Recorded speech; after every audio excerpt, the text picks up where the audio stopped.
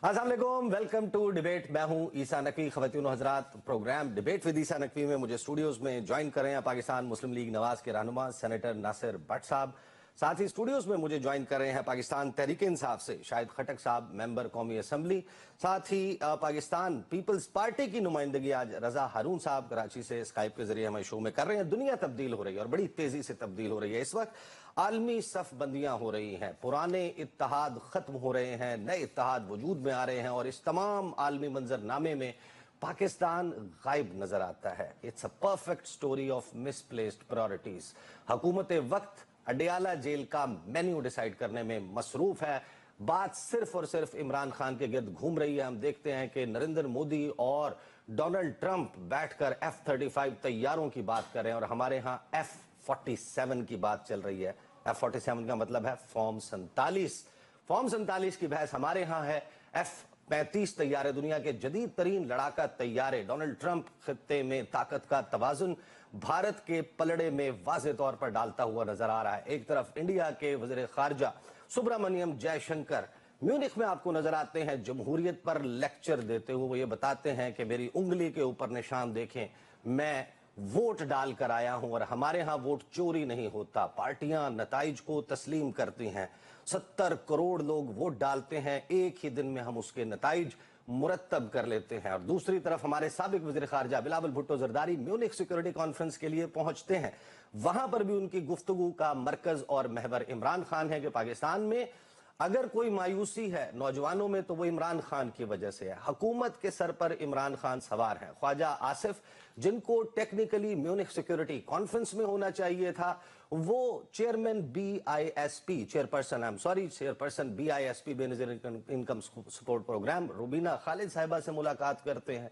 ख्वाजा आसिफ साहब पाकिस्तान के वज़ीर दिफा, जिनको म्यूनिख सिक्योरिटी कॉन्फ्रेंस में होना था, उनके ट्विटर हैंडल पर जाएं। वो पाकिस्तान के पॉलिटिकल सिनेरियो के ऊपर कमेंट्स करते हुए, कभी कभार जुगतें लगाते हुए नजर आते हैं, जिनको म्यूनिख सिक्योरिटी कॉन्फ्रेंस में होना चाहिए था। साथ ही जब आप देखते हैं कि इस वक्त पेरिस में हाल ही में आर्टिफिशियल इंटेलिजेंस एक्शन समिट हुई, हम खुश हुए। इमैनुअल मैक्रोन ने हाथ नहीं मिलाया, नहीं देखा नरेंद्र मोदी का, लेकिन हम ये भूल गए कि उस समिट को होस्ट किया था इंडिया ने और फ्रांस ने मिलकर। और अगली AI action summit India host करने जा रहा है। हमारे वुज़रा शज़ा फातिमा ख्वाजा, जब आप उनके ट्विटर हैंडल पर जाते हैं तो आपको पता चलता है कि वो सिर्फ और सिर्फ मरियम नवाज साहिबा की एक्टिविटीज को रीट्वीट करते हुए नजर आ रही हैं। खालिद मकबूल सिद्दीकी साहब, उनका ट्विटर हैंडल आप ढूंढने की कोशिश करते हैं तो आपको पता चलता है कि वज़ीर साइंस और टेक्नोलॉजी ने अपना आखिरी ट्वीट फरवरी 2020 में किया था। ये है हमारी हुकूमत और उसकी प्रायोरिटीज। तमाम तर खबरें और सेलिब्रेशन इसके गिर्द घूमती है कि फलां ने कर्ज दे दिया, फलां कर्ज देने के लिए आ रहा है। IMF की एक जायजा टीम यहां पर मौजूद है, 2 अगले महीने आएंगी। $1.5 अरब हमने क्लाइमेट चेंज के मामले पर लेना है। इतने अरब डॉलर कर्ज की पीते थे मैं और समझते थे कि हाँ, रंग लावेगी हमारी फाका मस्ती एक दिन। यह है हुकूमत का हाल। मरियम नवाज साहिबा, उनकी तकरीर अगेन जो मेन्यू है, जेल का मेन्यू, उसके गिर्द घूम रही है। मरियम नवाज साहिबा ने क्या गुफ्तगू की, सुनिए। तो मरियम नवाज साहिबा कह रही हैं कि इंतशार जिसने किया उसको सजा मिलेगी। एक तरफ ये हुकूमत है, हुकूमत के ऊपर हम तनकीद करते हैं, हुकूमत पे तनकीद करना बनता भी है। दूसरी तरफ अपोजिशन है और अपोजिशन की अपनी लड़ाइयां और झगड़े खत्म नहीं हो रहे। एक तरफ फवाद चौधरी हैं, वो ये कहते हैं कि जो सियासी कमेटी है, पॉलिटिकल कमेटी पाकिस्तान तहरीक इंसाफ की, वो 2 टके की कमेटी है।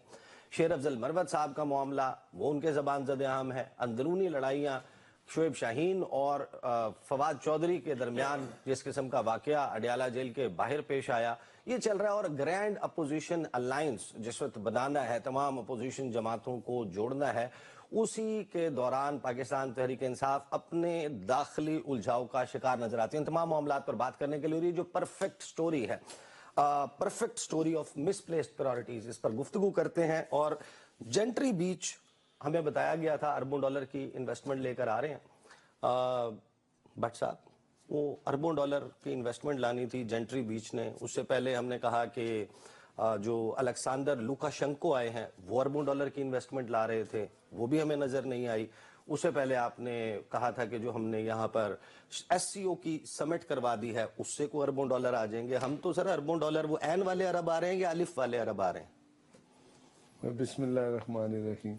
میں نے تو سمجھا تھا کہ میں خٹک صاحب کے ساتھ پروگرام کروں گا, مجھے تو آپ کے ساتھ پروگرام کرنا پڑ گیا. سارے انٹرو تو ایسا ہی ہوتا ہے, اپوزیشن سے اپوزیشن کا پوچھیں گے, آپ فکر نہ کریں. کہ دیکھیں جن حالات میں حکومت بنی اس وقت ملک ڈیفالٹ کی طرف جا رہا تھا. 3 سال ہو گئے. سنیں تو اس کے بعد ہم نے بلکہ ہم نے کہا سیاسی جماعتیں مل کے اگر ہم نے اس چیز اس ڈیفالٹ والے ایک ماحول سے نکل آئے ہیں, ٹھیک ہے, ملک ایک اچھی سمجھ چلنے لگا ہے, اس کے لیے محنت ہوتی ہے, کوشش ہوتی ہے.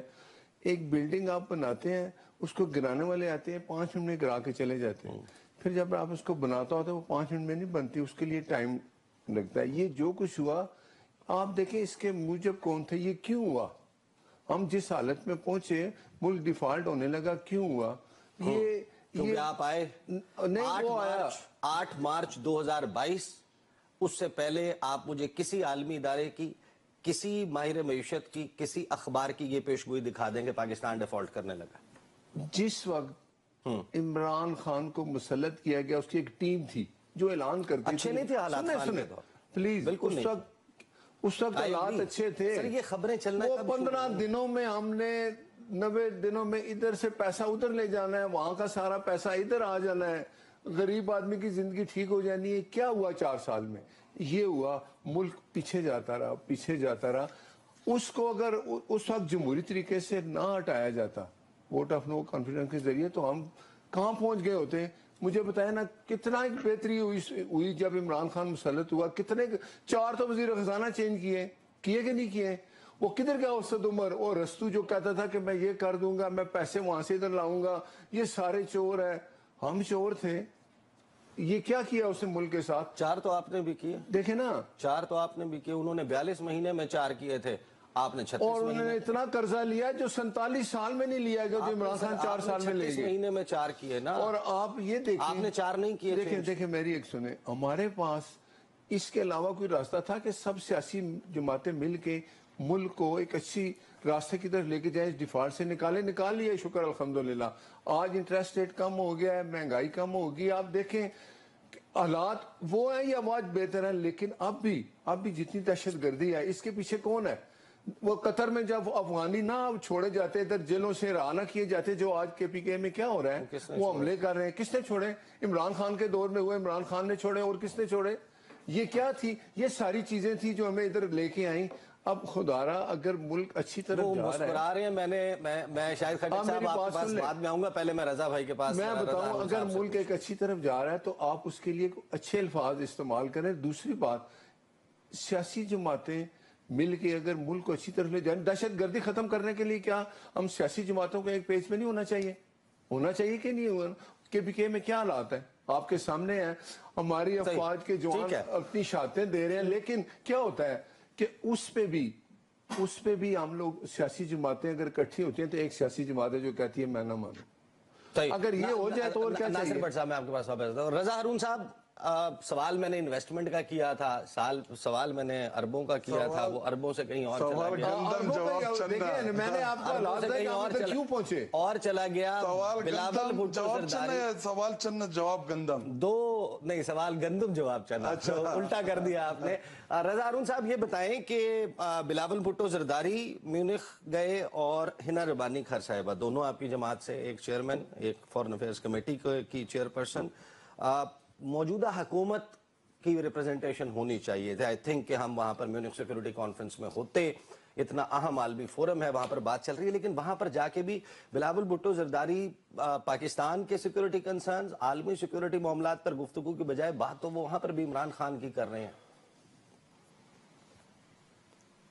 بالکل, اگر سوال ایسا آئے ہوگا جس میں عمران خان صاحب ملک کے سابق وزیر اعظم, پی ٹی آئی لیڈر اپنی جگہ, سابق وزیر اعظم ہیں, اور ایک اس وقت ملک کے اندر ایک سیاسی جماعت کر رہا ہے, تبصرہ ہوگا, اور خاص طور پہ یہ بتانا ہوگا کہ پاکستان میں عدم استحکام کیوں ہے سیاسی, تو انہی کا نام لیا جائے گا نا میرے بھائی, آپ کا نام تو نہیں لیا جائے گا.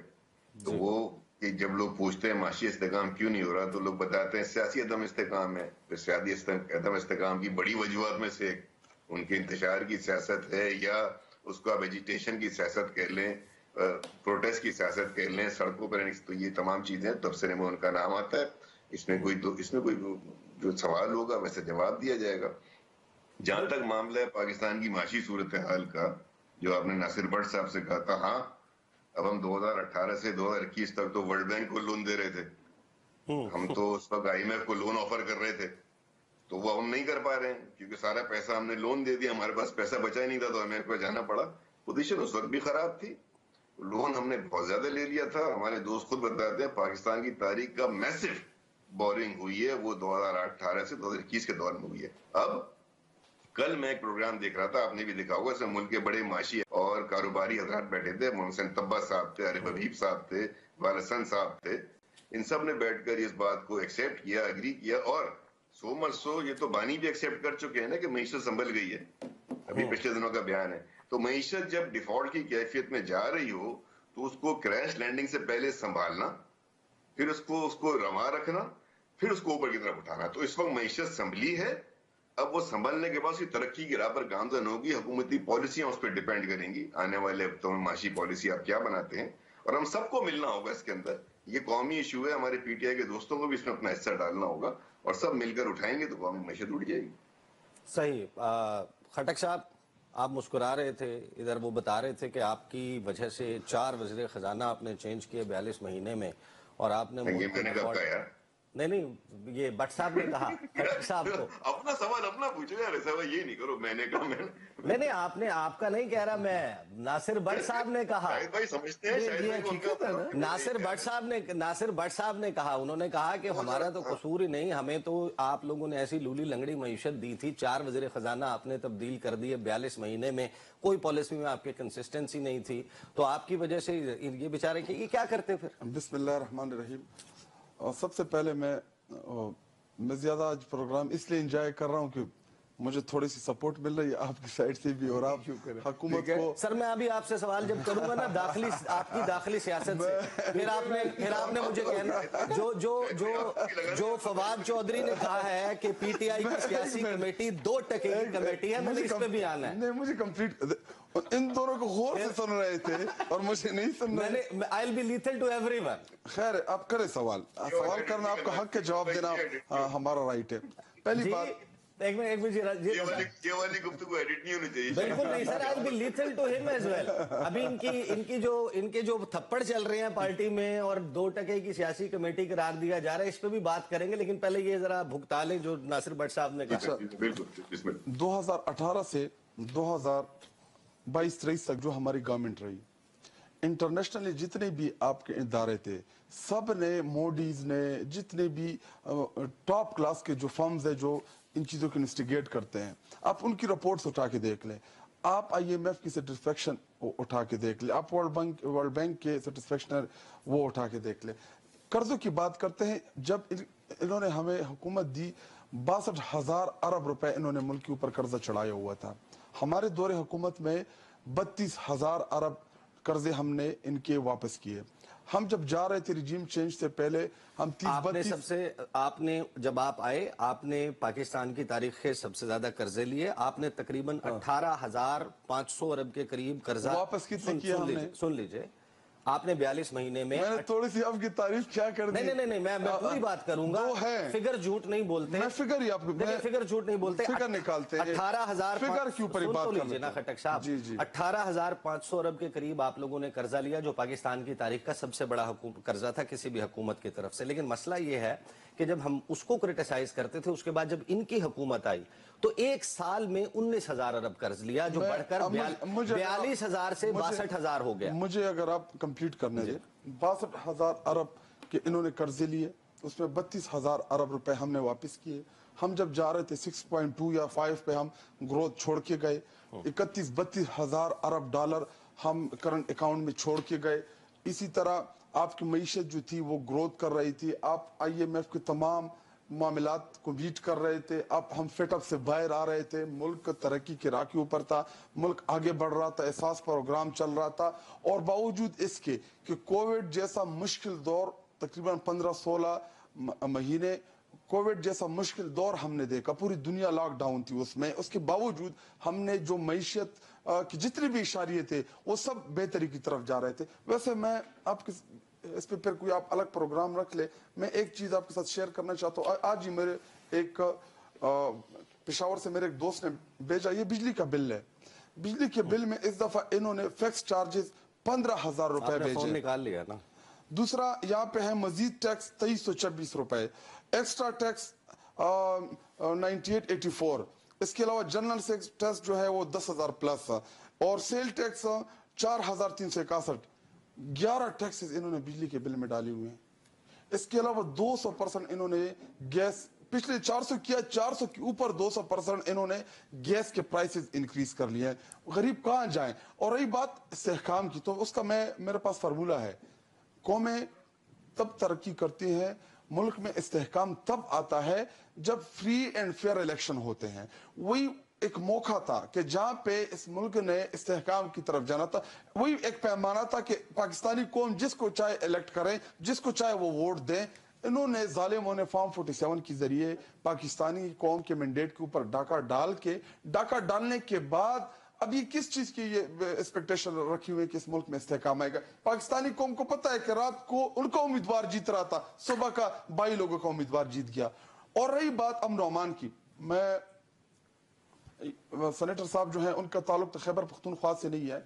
हम वो सूबा, वो खित्ता है कि जिन्होंने 2002 9/11 से लेकर 2017-18 तक जो मुश्किलात हमने देखी, हम नौमान के जो खुदकश धमाके, जो बम ब्लास्ट है, जो वहां पे हमारे 72,000 से ज्यादा आम शहरी, सिक्योरिटी फोर्सेस, पुलिस, हमारे मसाजिद में हमारे पॉलिटिकल लोगों के ऊपर हमारे लोगों को वहां पे शहीद किया गया है।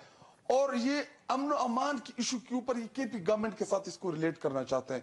अमन अमान की जो सूरत हाल है, डाके हो, चोरी हो, मोटू गैंग हो, छोटू गैंग हो, या आजकल जो वहां पे डकैत मशहूर है सिंध, और ये क्या कहते हैं उसको, जो अभी कच्चे के डाकू, इन चीजों को कंट्रोल करना ये पुलिस की जिम्मेदारी होती है।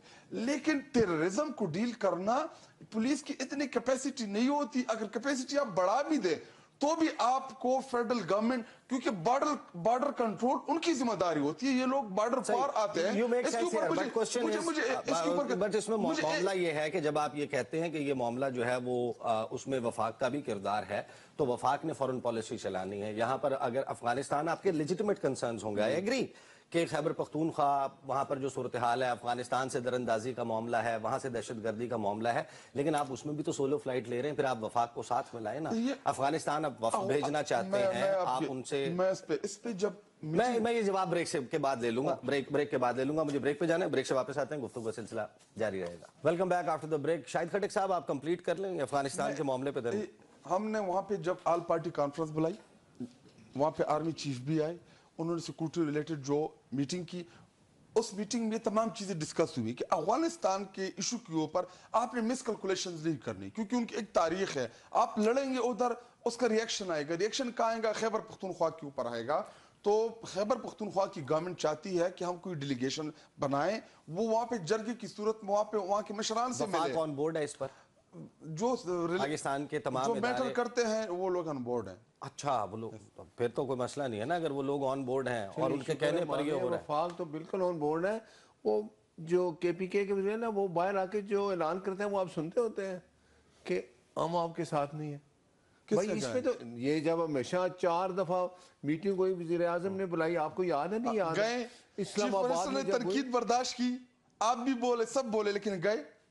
चीफ मिनिस्टर के पार्ट के ऊपर कोई कमजोरी आपको नजर आई? वो नहीं गए। उनका काम है बाहर आके भी यही ऐलान करें वहां पे कि वो भाई हम अपना बिल्कुल मौक़िफ़ पेश करना, सूबे को रिप्रेजेंटेट करना, वहां के जो वफाक के जिम्मे हमारे रकम है, जो पैसे है, जो देने हैं ड्यू शेयर वफाक ने, तो उसके ऊपर चीफ मिनिस्टर वहां पे बात करते हैं। सही, वो जरूर है, वो देने चाहिए। नासिर भट्ट साहब, जाहिर है इससे आप जब हुकूमत आप बना लेते हैं, आपके ऊपर किसी के क्या एतराज है? अपोजिशन ने, आप जब अपोजिशन में रहे आप कहते थे जाली हुकूमत है, ये अब आप हुकूमत में आए ये कहते हैं कि आप जाली हुकूमत हैं। 24 का इंतखाब जैसा भी हुआ, जाहिर है कि हमें भी बहुत सारी चीज़ें विजिबल हैं कि 24 का इंतखाब कैसा हो। आप हुकूमत में आ गए, आप अडयाला जेल के मेन्यू से बाहर कब निकलेंगे? آپ ہمیں میونخ سیکیورٹی کانفرنس میں، اے آئی سمٹ میں، وائٹ ہاؤس میں آپ ہمیں انٹرنیشنلی ریپرزینٹ کرتے ہوئے سرمایہ کاری معاملات چلاتے ہوئے کب نظر آئیں گے؟ تمام فوکس کیوں؟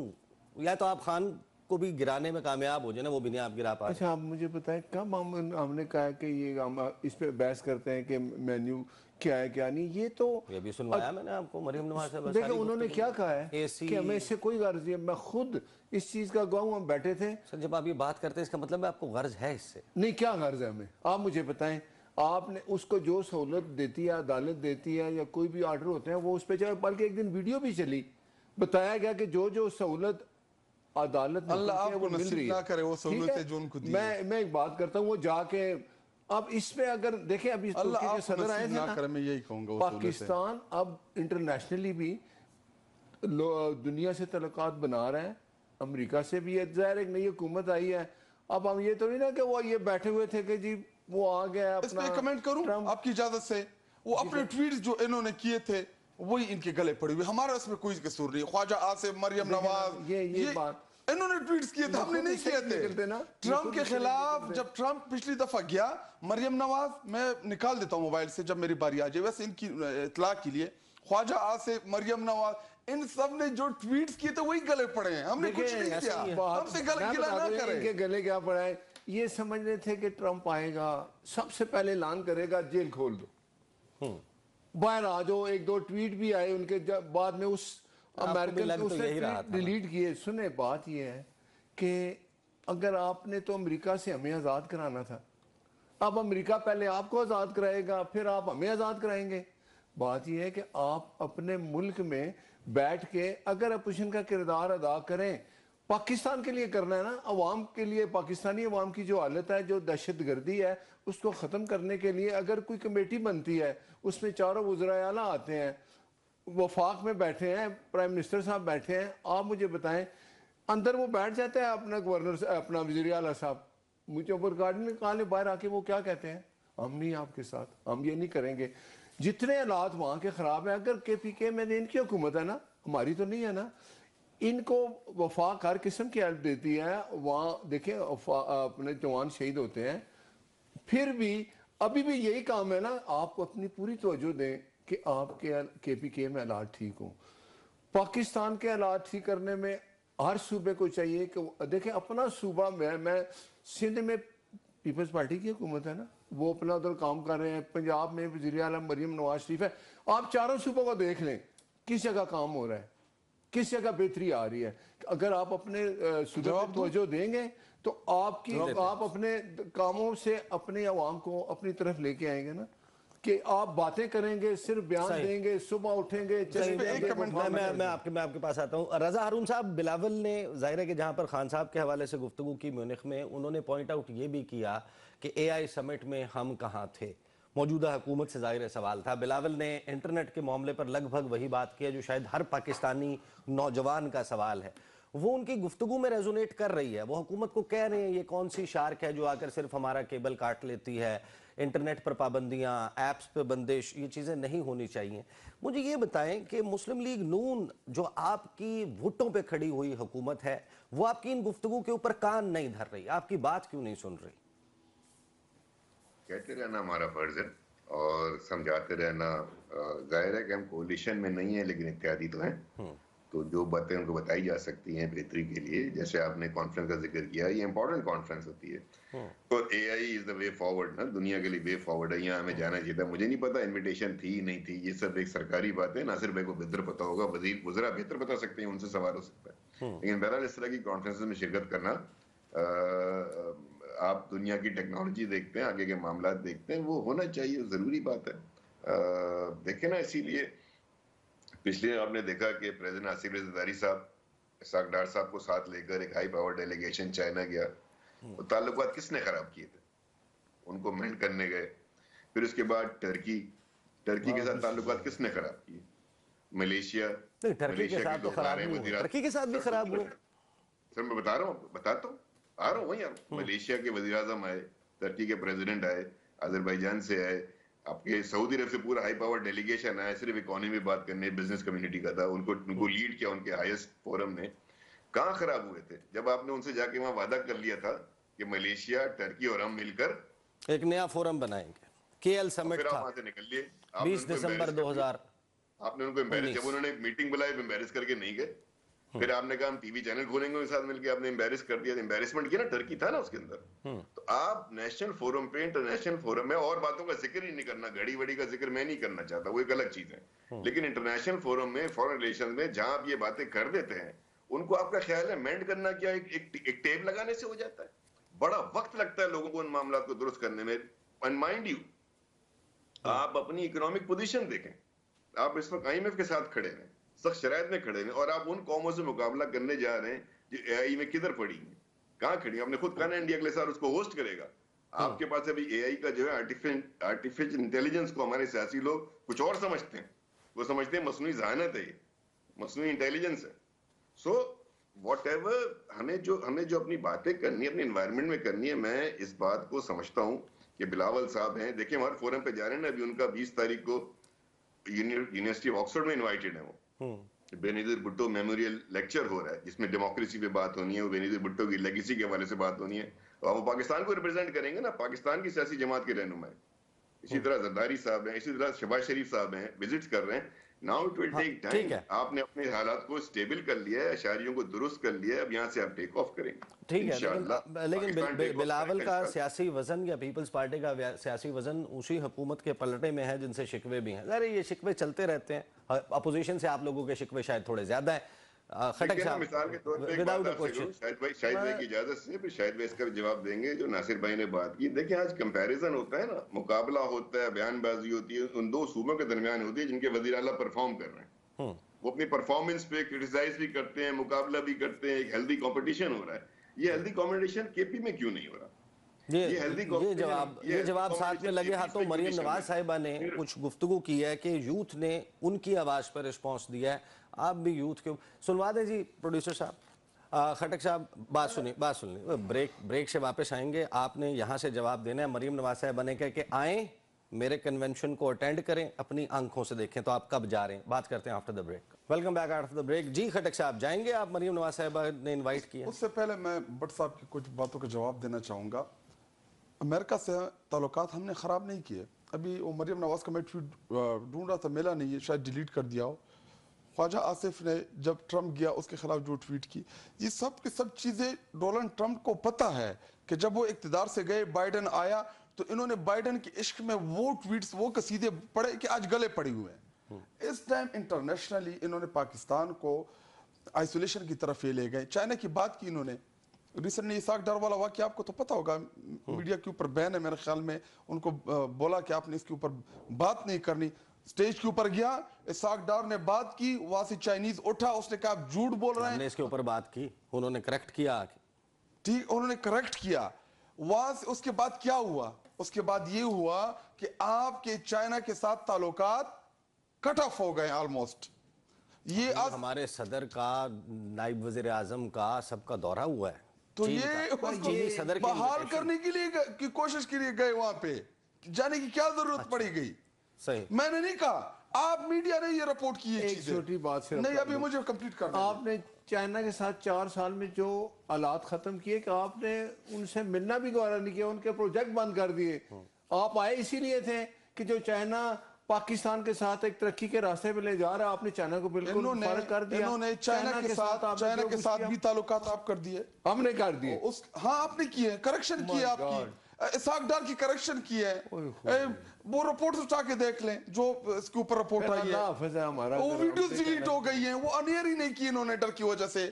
پتہ نہیں چلتی، میڈیا نہیں رپورٹ کی چیز، میں نے نہیں کی. ہم نے تو کیا. مجھے بتائیں نا، اگر چائنا سے ہم نے تو لگاؤ خراب کیے تو پھر ہمارا اللہ ہی حافظ ہے. کیا نا آپ نے، اس نے اٹھ کے کہا کہ جھوٹ بول رہا ہے.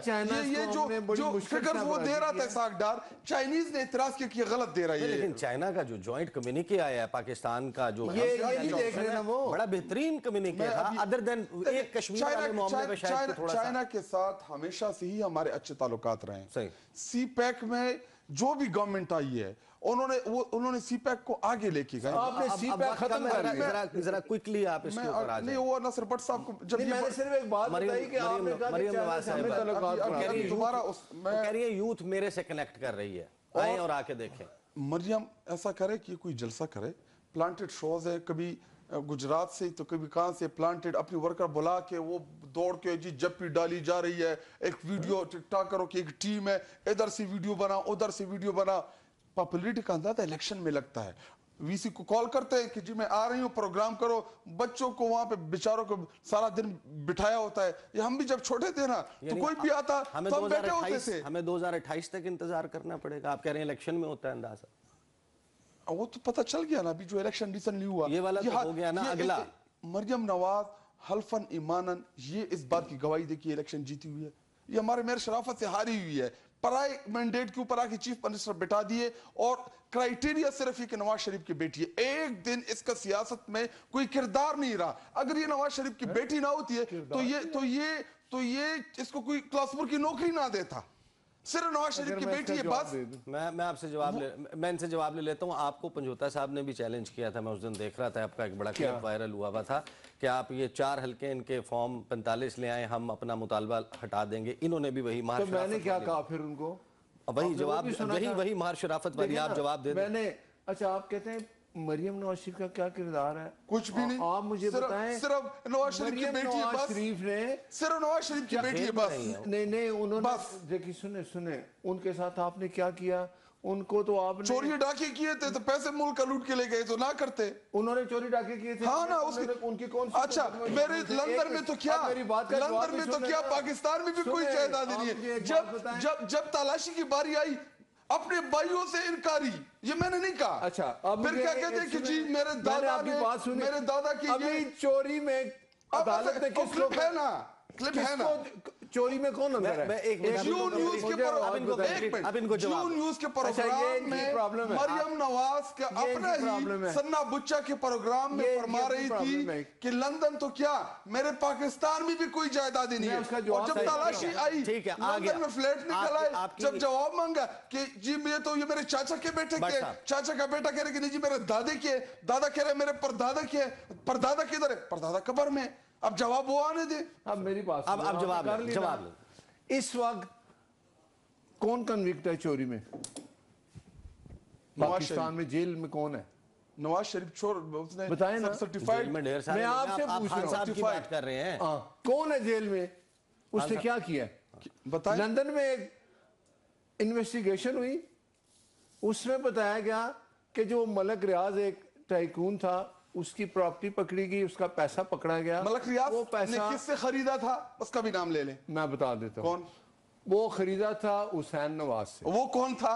वो मियां नवाज शरीफ का बेटा है। अच्छा, उसने मजदूरी की थी ना? अभी बताता हूँ, आप बात तो सुने ना। मजदूरी की थी, चंदे लेके पैसे इकट्ठे करते हैं ना। मजदूरी की थी, एक दिन की मेहनत नहीं की। हुआ क्या? पाकिस्तानियों का पैसा लूट के एनसीए ने, ये इमरान खान और मलिक रियाज मिल गए कि यार ऐसा करो, मलिक रियाज तुमने जो घर खरीदा है ना, मलिक रियाज ने घर हसन नवाज से कितने का खरीदा था? कितने का? यार ये चेक करो कितने का खरीदा था? हुसैन नवाज जिसने ये घर तुम्हें बेचा है, इन्वेस्टिगेशन कराओ। एक खत लिखा लंदन, हसन नवाज ने वो पैसे कहां से लेके गया था? चौथा जब इन्वेस्टिगेशन शुरू हुई, नहीं आप मुझे बात कर वाले क्वेश्चन पे भी आना है। मैं उस पे भी आना, प्लीज आप मेरी, अब मुझे बात पूरी करनी है, सिर्फ एक बात बतानी है। इन्वेस्टिगेशन हुई, उन्होंने कहा जी ये घर तो बिका है, बैंक का पैसा था 70%, इन्होंने लोन लिया, बैंक को वापस कर दिया। लेने वाला कौन है? उन्होंने कहा जी ये मलिक रियाज है। पैसा कहां से लाए हो? वो साबित नहीं कर सका। फिर हुआ क्या? एंड क्या हुआ? एंड क्या हुआ? मेरा एक सवाल, ये पैसा कब गया था? किसके दौरे हुकूमत में मलिक रियाज क्या बात किया था? ओ भाई वहां से ये भी पूछे कब आया, किस टाइम खरीदा गया था? फिर क्या हुआ? वो पैसा पाकिस्तान आया, पाकिस्तान आया, फिर ये गिरोह मिला, अली बाबा चाली चोर, फराग होगी, बुशरा बीबी, इन्होंने क्या किया? वो पैसा मलिक रियाज के अकाउंट में नहीं भेजा। और एक मिनट आखिरी बात सुने, फिर क्या हुआ? वो पैसा साबित हुआ, अदालत ने वक्त कम रह गया, मुझे कोई कमेंट्स लेने हैं। इमरान खान को चोर साबित किया, वो 14 साल की जेल का। वक्त कम रह गया, मुझे कोई कमेंट्स लेने हैं। रजा हारून साहब, पोटेंशियल नजर आता है आपको? ये आजकल एक ग्रैंड अपोजिशन अलायंस, मौलाना फजलुर रहमान भी अब उनके साथ मिलते हुए नजर आ रहे हैं, रमजान के बाद कोई बड़ी कैंपेन। मैं 2 बातें करूंगा सिर्फ क्विकली। मुझे पोटेंशियल नजर आता है मेरे चेयरमैन बिलावल भुट्टो जरदारी साहब में। वो ऐसा बंदा है, एक एज ग्रुप में है कि वो मुल्क को 25 साल अपने साथ आगे लेके जा सकता है। नंबर 1। नंबर 2 बात ये कि ग्रैंड अलायंस जब बनेगा जब देखेंगे, अभी तो वो सिर्फ दो तरफा खाने हुए हैं। और खाने के बाद तीसरी बात, क्विक करनी है जल्दी, शाहिद भाई के लिए कर रहा हूँ। तीसरी बात ये कि इन्होंने ये सोच रखा है कि लीडर को जेल से नहीं रिहा कराना, इसलिए रमजान के बाद करेंगे, रोजे वो जेल में रखे, ईद वो जेल में करे। यार ऐसी पार्टी मैंने बहुत कम देखी है यार। ये इनकी ख्वाहिश है कि वो रमजान जेल में गुजारे और ईद जेल में करे। भाई लीडरशिप से सवाल करो शाहिद भाई, अपने आप लोग को घुमा रहे हैं वो लोग। सही, मैं चौधरी साहब मेरे को लगता है ठीक कह रहे हैं। सही। अब इनका काम जो है शाहिद ना, खटक साहब, वो फवाद चौधरी ने मारा शोएब शाहीन को। उसने कहा तुमने मुझे कहा कि मैं भगोड़ा हूँ। उसने कहा मैंने नहीं कहा, इमरान खान ने कहा। उसने कहा मैं अभी जाके पूछता हूँ इमरान साहब आपने मुझे भगोड़ा कहा। उसने कहा नहीं यार मैंने नहीं कहा। उसने कहा अच्छा अभी मैं जाके इसको मारता हूँ। मैं भगोड़े की definition कर दूं? आप जवाब देते हैं। भगोड़ा वो ये होता- शोएब शाहीन ने कहा है, मैंने नहीं कहा। आप उससे देख लें, शोएब शाहीन ने कहा है, आप निकालें वो इसके क्लिप। भगोड़ा वो होता है जो अदालत में स्टाम्प पेपर जमा करा के बोले देना। अब आप उन्हें जवाब देने दें। भगोड़ा वो होता है जो अदालत में स्टाम्प पेपर देता है कि जी मेरे प्लेटलेट्स गिर रहे हैं, मेरे प्लेटलेट्स गिर रहे हैं, दिल का भी मरीज हूँ, 150 मुझे इस टाइम बीमारी लाहक है, मुझे जाने दे। जब वो लंदन गया इधर से भाग के और अदालत ने इश्तिहारी करार दिया, मफरूर डिक्लेयर किया, लंदन से वापस नहीं आया। और जब आया बड़ा इनकलाबी बन के कबूतर उड़ाए गए, मीनार पाकिस्तान में बड़ा ही उनका इस्तकबाल हुआ। जब नीचे लोग देखे, नीचे ग्राउंड सिर्फ लाइट्स और नीचे कुर्सियां। भगोड़ा, मैं भगोड़ी की आपको अच्छा ठीक है, वो जो रजा हारून साहब ने कोई कमेंट्स दिए थे, मुझे रजा हारून साहब ने कहा कि अगर मेरा लीडर जेल में होगा तो मेरी प्रायोरिटी ये होगी कि वो रोजे भी अपने घर रखे, ईद भी अपने घर में करे। आप लोगों की प्रायोरिटी मिसप्लेस्ड है। दूसरी तरफ फवाद चौधरी कह रहे हैं कि सियासी कमेटी 2 टके की, पैसे खा लिए, करप्शन। आपकी तो अंदर की लड़ाई बड़ी पूरी कौम की ये ख्वाहिश है कि इमरान खान साहब बाहर आए। वो 25 करोड़ अवाम का लीडर है। वो कौम जिसने आपको 8 फरवरी को बदतरीन तरीके से हमारे टमाटर, चमचे, पेंसिल, पेन, प्याला, गिलास उन निशानों से हराया। वो कौम कह रही है जिन्होंने 8 फरवरी को गालियां दे रहा है अदालत में, इनकी सियासत दफन की। 8 फरवरी को पाकिस्तानी कौम ने जिस तरीके से इमरान खान साहब के इंडिपेंडेंट लोगों को जितवाया, वो कौम कह रही है। और रही बात, एक बात, नवाज शरीफ आ गया इधर, उसको बाहर भेजने वाले, उसके खिलाफ साजिश करने वाले, कोई जेल में है, कोई बाहर भाग गया, नहीं की साजिश हो गया है, नवाज शरीफ नहीं की, उसके भाई की वजीर आजम वो है, उसकी बेटी नवाज शरीफ से, ये किधर है?